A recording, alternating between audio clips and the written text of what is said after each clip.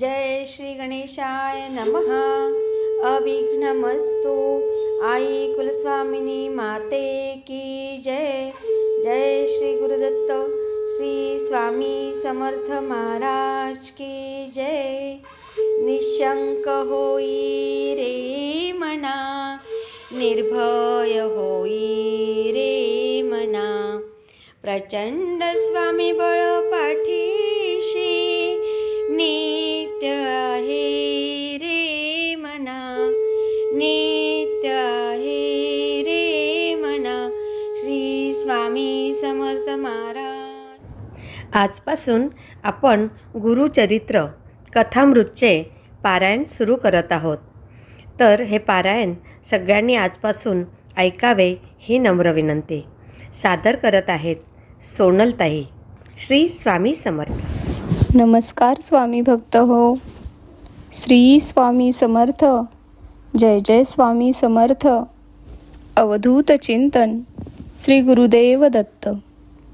आपण ऐकत आहोत गुरुचरित्र कथा अमृतसार, अध्याय 28. कर्मविपाक मातंग कथा. नामधारक सिद्धयोग्यांना म्हणाला, मला आता पुढची कथा ऐकण्याची तीव्र इच्छा झाली आहे. ती कथा मला सांगा. त्यावर सिद्धयोगी म्हणाले, मातंगाला कोणत्या पूर्वकर्मामुळे हीन दशा प्राप्त झाली असे मातंगाने विचारले असता श्री गुरु त्याला म्हणाले, पूर्वजन्मी केलेल्या पापकर्मामुळे इहजन्मी त्याचे भोग भोगावे लागतात. दोष किंवा पापकर्म अनेक प्रकारची असतात व प्रत्येक पापकर्माचे फळ हे भोगावे लागते. त्याविषयी मी तुला सविस्तर सांगतो, ते तू ऐक. ब्राह्मण किंवा अन्य कोणीही अनाचाराने वागला तर त्याला हीन जातीत किंवा कृमी, कीट, पशु, पक्षी इत्यादी योनीत जन्म घ्यावा लागतो. आपल्या आईवडिलांचा किंवा कुलस्त्रीचा त्याग केल्यास त्या पापकर्माबद्दल मनुष्याला हीन कुळात जन्म घ्यावा लागतो. जो आपल्या कुलदैवतेऐवजी अन्य देवतेची पूजा करतो, सदैव असत्य बोलतो, जीवहिंसा करतो, आपल्या कन्येची विक्री करतो, खोटी साक्ष देतो, त्याला चांडाळ योनी प्राप्त होते. घोड्यांची विक्री करणारा, परस्त्रीशी संग करणारा, रानाला आग लावणारा, तीर्थक्षेत्री जाऊन श्राद्धादी कर्म न करणारा, आपल्या घरातील कपिला धेनूचे दूध देवा ब्राह्मणांना न देता स्वतःच सेवन करणारा नीच गतीला जातो. आपल्या आईवडिलांची सेवा न करणारा, त्यांचा सांभाळ न करणारा, आपली एक पत्नी असताना तिचा त्याग करून दुसरी स्त्री करणारा 7 जन्म कृमी कीटक होतो. सत्पात्री ब्राह्मणाची निंदा करणारा, त्याच्या उपजीविकेचा अपहार करणारा, तळी विहिरी नष्ट करणारा, शिवमंदिरातील पूजा नष्ट करणारा, ब्राह्मणांची घरेदारे मोडणारा हीन कुळात जन्मास येतो. आपला स्वामी, गुरु, शत्रू, मित्र यांच्या स्त्रीशी जो व्यभिचार करतो तो पतितगृही जन्म घेतो. दारी आलेल्या अतिथीला जो अन्न देत नाही, राजाने दुसऱ्याला दिलेले भूदान जो हिरावून घेतो, वैश्वदेवाच्या वेळी दारी आलेल्या अतिथीचे स्वागत न करता त्याला कठोर शब्दांनी बोलून अपमानित करतो त्याला कोंबड्याचा जन्म मिळतो. जो गंगातीर्थाची निंदा करतो, रणांगणातून पळून जातो, पर्वकाळी किंवा एकादशीला जो स्त्रीसंग करतो, जो अपात्र व्यक्तीला वेदविद्या शिकवितो, तो चांडाळ योनीत जन्म घेतो. उन्हाळ्यात एखाद्या पुण्यवंत माणसाने पानपोई घातली असता त्यात जो विघ्न निर्माण करतो त्याला हीन योनी प्राप्त होते. रोग्याची नाडी परीक्षा न करता जो औषधोपचार करतो, दुसऱ्याचे अहित करण्यासाठी जो जारणा मारणादींचा मंत्र जप करतो, तो महापापी होय. जो आपल्या गुरूंची हरिहरांची निंदा करतो व अन्य देवतांची पूजा करतो, तो महापातकी होय. त्याला हीन कुळात जन्म मिळतो. जो वर्णधर्माचे पालन करीत नाही, अपात्र माणसाला मंत्र शिकवितो, तो पापवंशात जन्म घेतो. जो आपल्या गुरूंची निंदा करण्यात आनंद मानतो, जो विद्वान ब्राह्मणांचा द्वेष करतो, तो पुढील जन्मी ब्रह्मराक्षस होतो. जो आपल्या गुरूंची पूजा करतो व त्याच वेळी दुसऱ्या देवांची व दुसऱ्या गुरूंची निंदा करतो, त्याला अपस्मार रोग होतो व त्याला दारिद्र्य दुःख भोगावे लागते. जो आपल्या आईवडिलांचा त्याग करून वेगळा राहतो, तो महारोगी होतो. जो दुसऱ्याचे उणेदुणे चार चौघात बोलून दाखवितो, तो हृदयरोगी होतो. जो आपल्या स्त्रीचा गर्भपात करतो, तो निपुत्रिक होतो. त्याला पुत्र झालाच तर तो जगत नाही. जो वेदशास्त्र पुराणांचे श्रवणपठन करीत नाही, तो बहिरा अंध होऊन जन्मास येतो. जो पापी माणसांशी मैत्री करतो, त्याला गाढवाचा जन्म मिळतो. पापी माणसाकडून औषध घेतो, तो हरिण होतो. ब्रह्महत्या करणारा क्षयरोगी होतो. मद्यपान करणाऱ्याचे दात काळे होतात. सुवर्णचोरी करणाऱ्याला नखे कुजण्याचा रोग होतो. गुरु स्त्रीकडे जो वाईट नजरेने पाहतो, तो कुष्ठरोगी होऊन जन्मास येतो. दुसऱ्याच्या सेवकाला फूस लावून पळवितो, त्याला सदैव तुरुंगवास भोगावा लागतो. जो परस्त्रीची चोरी करतो, तो जन्मजात मंदबुद्धीचा होतो. शेवटी तो नरकात जातो. सापांना ठार मारणारा सर्पयोनीत जन्मास येतो. अशी अनेक प्रकारची पापकर्म आहेत आणि त्यांची फळे भोगावी लागतात. आता चौर्य कर्माबद्दल सांगतो. सुवर्णचोरी करणाऱ्यास परस्मा रोग होतो. पुस्तकाची चोरी करणारा अंध होतो. वस्त्रचोरी करणारा दमेकरी होतो. सार्वजनिक संपत्तीचा अपहार करणाऱ्याला गंडमाळ रोग होतो. दमेकऱ्याची चोरी करणाऱ्यास तुरुंगवास भोगावा लागतो. असे ब्रह्मांड पुराणात सांगितले आहे. परद्रव्याची किंवा दुसऱ्याला मिळालेल्या वस्तूची चोरी करणारा निपुत्रिक होतो. अन्न चोरी करणाऱ्यास पाणथरी रोग होतो. धान्याद्याची चोरी करणाऱ्याच्या शरीराला जन्मजात दुर्गंधी येते. परस्त्री, परवस्तू किंवा ब्राह्मणांचे द्रव्य चोरणाऱ्याला ब्रह्मराक्षसाचा जन्म मिळतो. पाने, फुले, फळे चोरणाऱ्यास खरूज होते. कांस्य, ताम्र, लोह, कापूस, मीठ यांची चोरी करणाऱ्याला श्वेतकुष्ठ रोग होतो. देवद्रव्याचा अपहार करणारा, देवकार्याचा नाश करणारा, भक्षण करणारा पंडुरोगी होतो. दुसऱ्याचे भूमिगत धन चोरणाऱ्याला सदैव शोक करावा लागतो. धेनू, धनाची चोरी करणाऱ्याला उंटाचा जन्म मिळतो. दुसऱ्याच्या घरातील भांडी चोरणारा मनुष्य कावळा जन्मास येतो. मधाची चोरी करणारा घार होतो. श्रीगुरु त्या पतिताला म्हणाले, या सर्व चौर्य कर्माबद्दल ते जन्म घ्यावे लागतात.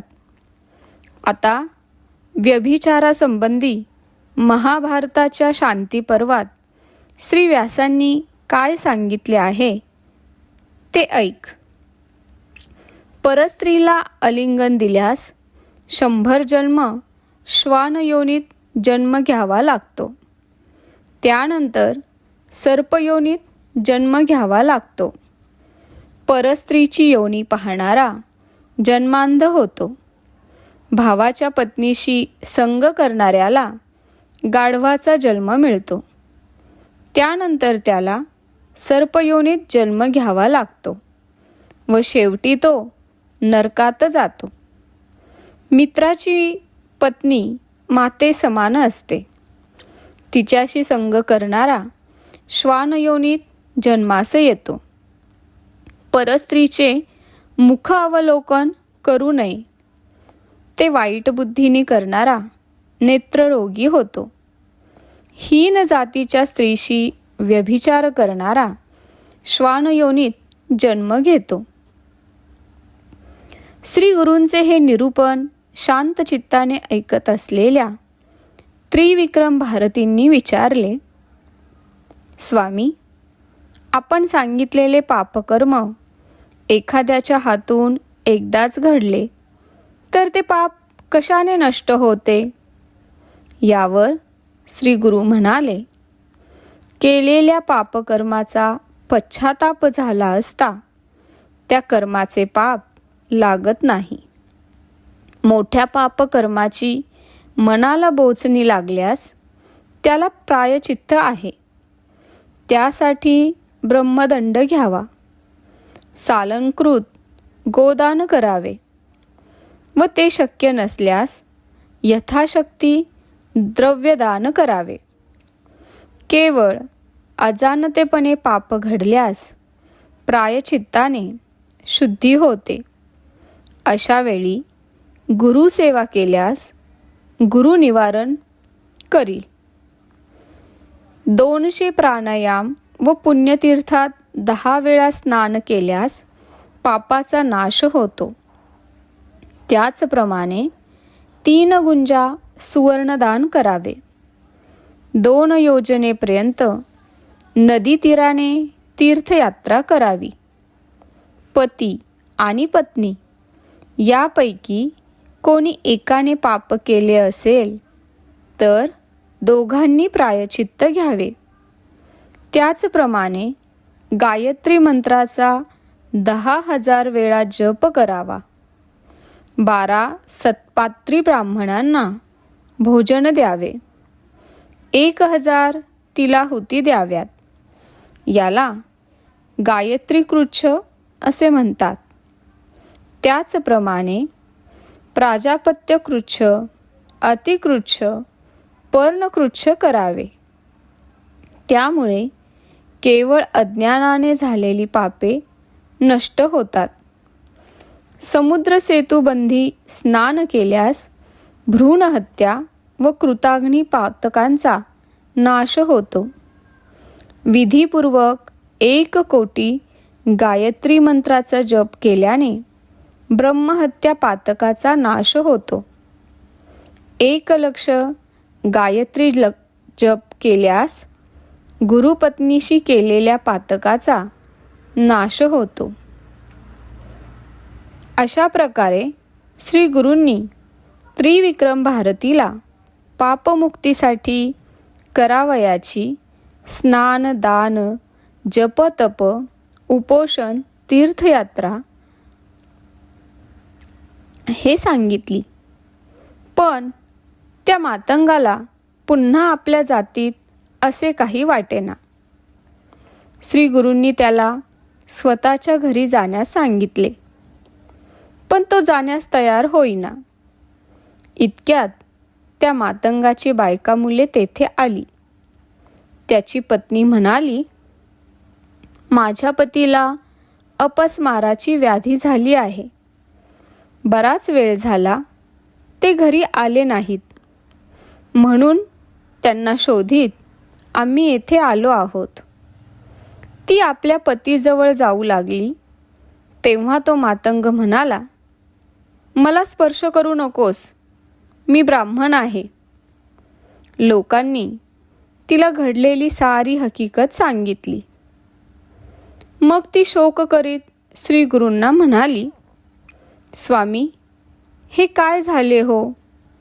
आता मी काय करू? मी आपणास शरण आली आहे. कृपा करा, माझ्या पतीची व माझी ताटातूट करू नका. मग श्रीगुरु त्या मातंगाला म्हणाले, आता तू या स्त्रीसह आपल्या घरी जा. तुझ्यामुळे तुझ्या बायका मुलांना दुःख झाले तर तुला सद्गती प्राप्त होणार नाही. ज्याला संसारात रस नाही त्याने बायको मुलांच्या भानगडीत पडू नये. पण एकदा संसारात पडल्यानंतर बायका मुलांचा त्याग केला तर मोठा दोष निर्माण होतो. तू सूर्यचंद्राला साक्षी ठेवून स्त्रीचा स्वीकार केला आहेस. आता तिचा त्याग केलास तर तू महापापी ठरशील. तुला सद्गती मिळणार नाही. श्री गुरूंनी असे सांगितले असता तो मातंग म्हणाला, स्वामी, मला आता ज्ञानप्राप्ती झाली आहे. मग मी पुन्हा ज्ञातिहीन कशाला होऊ? तो असे म्हणाला असता श्री गुरूंनी विचार केला, याच्या शरीरावर विभूती आहे आणि त्याचाच हा परिणाम आहे. ती धुतली गेली म्हणजे त्याच्या ठिकाणी अज्ञान निर्माण होईल. मग श्री गुरूंनी एका लोभी संसार आसक्त ब्राह्मणाला बोलावून घेतले व सांगितले, तू या मातंगावर स्वहस्ते पाणी ओत, म्हणजे याच्या ठिकाणी संसाराची आसक्ती निर्माण होईल. मग त्या ब्राह्मणाने नदीवरून घागर भरून आणली व त्या मातंगाच्या अंगावर ते पाणी ओतले. त्यामुळे श्री गुरूंनी त्या मातंगावर प्रक्षेपण केलेले अभिमंत्रित भस्म धुवून गेले आणि त्याच क्षणी त्या मातंगाचे जातीस्मरण नाहीसे झाले. तो धावतच आपल्या बायका मुलांजवळ गेला आणि विचारू लागला, मी येथे कसा आलो? तुम्ही येथे कशासाठी आला आहात? मला काही समजत नाही. मग तो आपल्या बायका मुलांसह आपल्या घरी परत गेला. हा सगळा प्रत्यक्ष घडलेला प्रसंग पाहून लोकांना मोठे आश्चर्य वाटले. श्री गुरूंची लीला अगाध आहे याचे त्यांना पुन्हा एकदा कळले. त्यावेळी तेथे असलेले त्रिविक्रम भारती श्री गुरूंना म्हणाले, स्वामी, भस्माच्या प्रभावाने त्या मातंगाला पूर्वजन्माचे स्मरण झाले व ते भस्म धुतले गेले असता त्याची स्मृती नाहीशी झाली. हा भस्माचा प्रभाव मोठा अद्भुत आहे. मला त्याविषयी सविस्तर सांगा. त्रिविक्रम भारतींनी अशी विनंती केली असता श्री गुरूंनी भस्म महात्म्य सांगण्याचे मान्य केले. अशा रीतीने श्री गुरुचरित्र अमृतातील कर्मविपाक मातंग कथा नावाचा अध्याय 28 समाप्त. श्री गुरु दत्तात्रेयार्पणमस्तु. आध्यात्मिक रहस्य. या अध्यायात सांगितलेली पापे आपल्या हातून होऊ देऊ नयेत. अवश्यमेव भोक्तव्यम कृतकर्म शुभाशुभम नामुक्त धियते कर्म कल्पकोटिशत रपी. म्हणजेच शुभाशुभ कर्म भोगावेच लागते. कल्पकोटी वर्ष गेली तरीही जर कर्म भोगले नाही तरी ते क्षीण होत नाही. हा कर्माचा पहिला सिद्धांत आहे. योग दर्शनात म्हटले आहे, सती मुले तद्विपाको जात्या योगो स्वाहा. म्हणजेच कर्माचे ठरलेले भोग भोगण्याकरिता त्या त्या जातीत जन्म घेऊन तेथील भोग्य विषय भोगणे व त्यासाठी तेवढे आयुष्य मिळणे हा कर्मविपाक आहे आणि तो कोणासही चुकविता येत नाही. ज्ञानी व अवतारी पुरुषांना सुद्धा हे कायदे सुटत नाहीत. मग सामान्य जीवांची कथा वेगळी काय असणार? शास्त्र म्हणजे केवळ पोथ्या पुस्तके नव्हेत, तर ते सृष्टीचे नियम आहेत. पांग म्हणजे नक्षत्र नव्हे. पंचांग फाटले तरी नक्षत्र फाटत नाहीत. नक्षत्रांच्या गती व त्याचे सृष्टीवर होणारे परिणाम ओळखून लिहून ठेवतात ते पंचांग अथवा ज्योतिषशास्त्र असते. औषधी वनस्पतींचे गुणधर्म ओळखून लिहून ठेवतात ते वैद्यशास्त्र. ही सर्व खोटी समजता येणार नाहीत.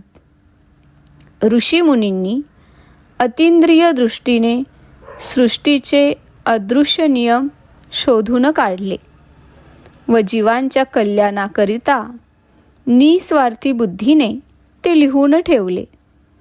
त्याचे नाव शास्त्र होय. शास्त्राचे हे स्वरूप ओळखूनच श्री ज्ञानेश्वरांनी तस्माच्छा प्रमाणे ते या गीता श्लोकावर टीका लिहिताना लिहिले आहे, शास्त्र म्हणेल ते सांडावे, ते राज्यहितू न मानावे, जे घेववी ते न म्हणावे, विषयी विरू.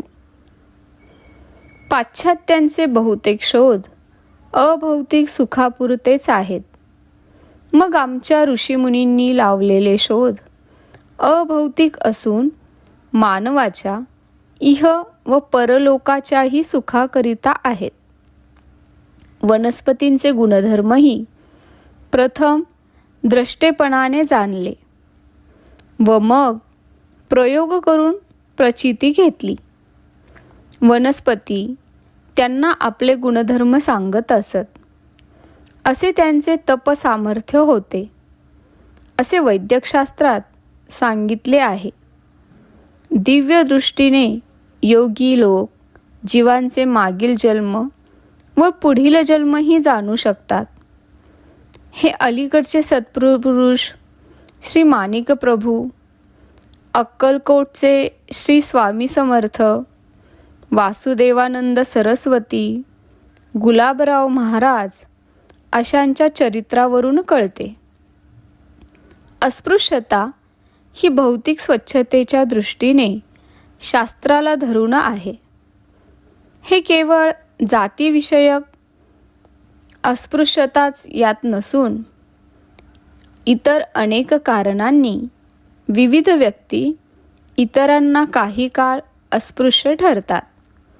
पण जातीभेदातून अस्पृश्यतेची पराकोटी केल्यामुळे समाजाचा एकजिनसीपणाच गेला.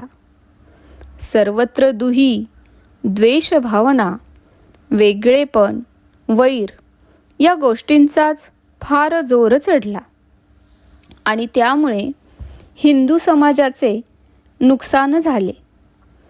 काही कारण नसताना माणसांना एकमेकांना स्पर्श करू नये हा आरोग्यशास्त्राच्या दृष्टीने पाळण्यास योग्य नियम आहे. एकमेकांना भेटताना हस्तालोंदन करण्याची पद्धत रोगप्रसाराला मदत करणारी आहे व भारतीयांची नमस्ते म्हणून दुरून हात जोडून नमस्कार करण्याची पद्धत जास्त चांगली आहे, असे आता पाश्चात्यांचे मत बनत चालले आहे. अशी वृत्ते वर्तमानपत्रातून वाचावयास मिळतात. स्पर्श हा फार महत्त्वाचा घटक इंद्रियप्राप्त ज्ञानाच्या बाबतीत असतो. स्पर्शाने रोग बरे करण्याचे शास्त्र आहे. स्पर्शाने शक्तिपात दीक्षा दिली जाते. ममतेने केलेल्या स्पर्शाने व गोड सांत्वनपर शब्दांनी शोक दूर होतो. इत्यादी गोष्टींचा विचार सामाजिक, आध्यात्मिक व कौटुंबिक बाबतीत वेगळ्या भूमिकेतून केलेला असतो. समाजातील जाती वैविध्यावर आधारलेली अस्पृश्यता ही नवीन समाजरचनेतून निघून गेली आहे. पण स्पृश्यतेबरोबरच स्वच्छतेचे शिक्षण अजून पुष्कळ मिळावयाचे आहे. उच्च नीचतेच्या कल्पनांनी जातीत द्वेष वाढला. पण त्याचबरोबर वांशिक प्रतिष्ठा, ज्ञानाचा गर्व, अस्वच्छ कामाचा व ती कामे समाजाने ज्या लोकांना वर्षानुवर्ष करायला लावली आहेत त्यांचाही पर्यायाने वाटणारा तिटकारा, आर्थिक सुरक्षितता व नंतर संपन्नता यासाठी चाललेली स्पर्धा, इतक्या सर्व गोष्टींचा या जटिल समस्येत समावेश तर होतोच, पण समाजाने पुढारीपण, सत्ता, प्रतिष्ठा यासाठीही ही स्पर्धा चालवलेली असते. तिचाही जाती कलहास कारणीभूत घटक म्हणून विचार करावा लागतो.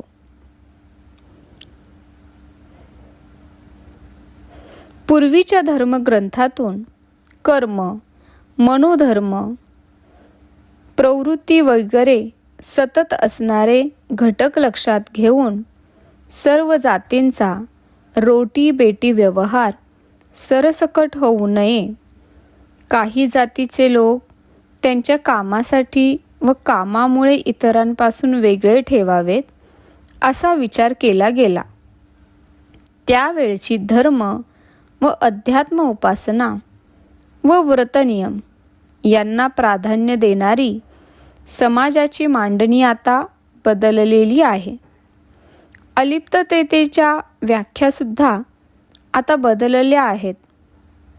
जातीभेदावर आधारलेली ती नसली तरी इतर घटकांवर आधारलेली अलिप्तता आज एकाच हिंदू समाजात नव्हे तर सर्व देशातील व सर्व धर्मातील समाजात कमी अधिक तीव्रतेने अस्तित्वात आहे.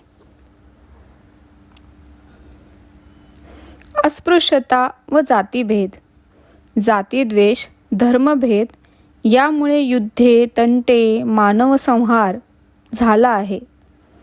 तसाच सत्ता, अभिलाषा, अर्थलोभ आणि जमिनीची मालकी यावरही तो झाला आहे. मानवाला हिंसक होण्यास अनेक गोष्टी प्रेरणा देतात.